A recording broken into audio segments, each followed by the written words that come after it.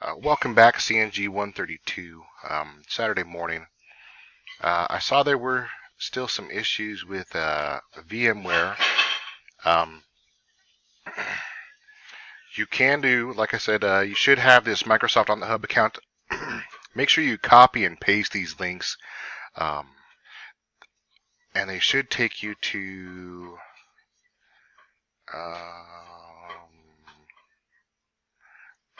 this one here. And actually, this one here is just the Microsoft link. I was able to have VMware 14 download. This is my student account, so I can see exactly what you guys have. You can also use VM Workstation Pro. I think it's a little bit more functional and has less errors than Oracle Box sometimes. So know that this is also an alternative to what you can use for Oracle Box. Oops, didn't want to maximize that one. So I have my Oracle Box here. When you go to click it, name Windows 7 64. We'll change this to 10, name 10, CNG 132. And as you saw, some BIOS settings needed to be turned on from the lab discussion.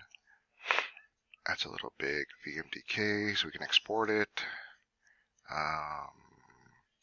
Dynamic is okay. Even if you set it for 20 gigs, that's fine.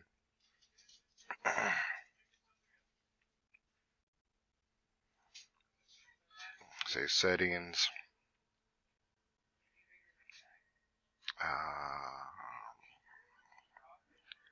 System. That's where I want storage. Okay. Now, if we were to power this on, I believe it should have no ISO at this time. Yeah, so it's looking for a startup disk. So we'll go find where I put all my ISOs. I save these. I'll save all my ISOs to the cloud, which I guess then it copies to my local drive.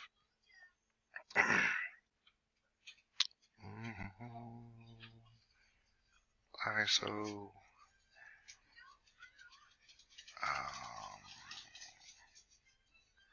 Windows 10. Open.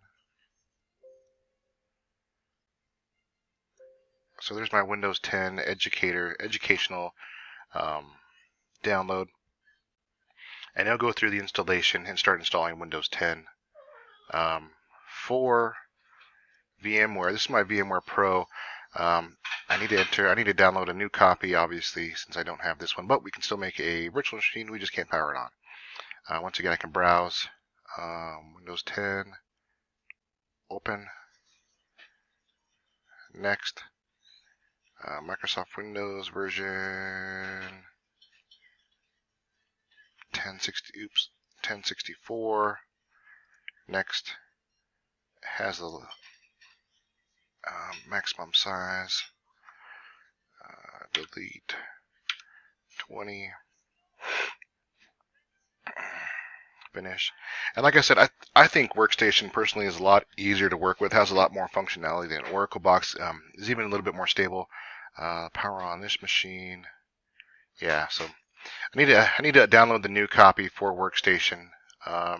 But essentially that machine would just be up and running, just like this guy, up and running also. When you click install, it should go through the install process and set up a new copy. I guess the only word of advice I have is double check what Windows operating system you did download. I did a quick glance, and maybe it's just because I'm still waking up, but I only see this Windows at the as the copy that's most accessible. I did know that over the summer there was a copy of Windows Mobile, so be on the lookout of that one. If it does say Windows Mobile, please don't download it. It's for mobile devices. When you go to power it on, there's a lot of other configurations you have to do within VM Player. within the virtualization software that you have to do to get it to work. But please just make sure that you have the Windows 10, and that should work in Oracle Box, just like I showed you, and then and also in VM Workstation Pro, the 14 version, not the 12.5 version. So yeah, if you have any more questions, please post. I will be around later today. Also post my Google Hangouts. I'm at home today. If anybody needs serious help in setting this up, I can remote on your computers, help set up the lab. And I think that's it. Please reach me by email or by Google Hangouts. Once again, I think you can text to Google Hangouts, and I do get it on my phone when I'm out and about. I can answer some questions and try to guide you in the right direction. Thanks. Bye.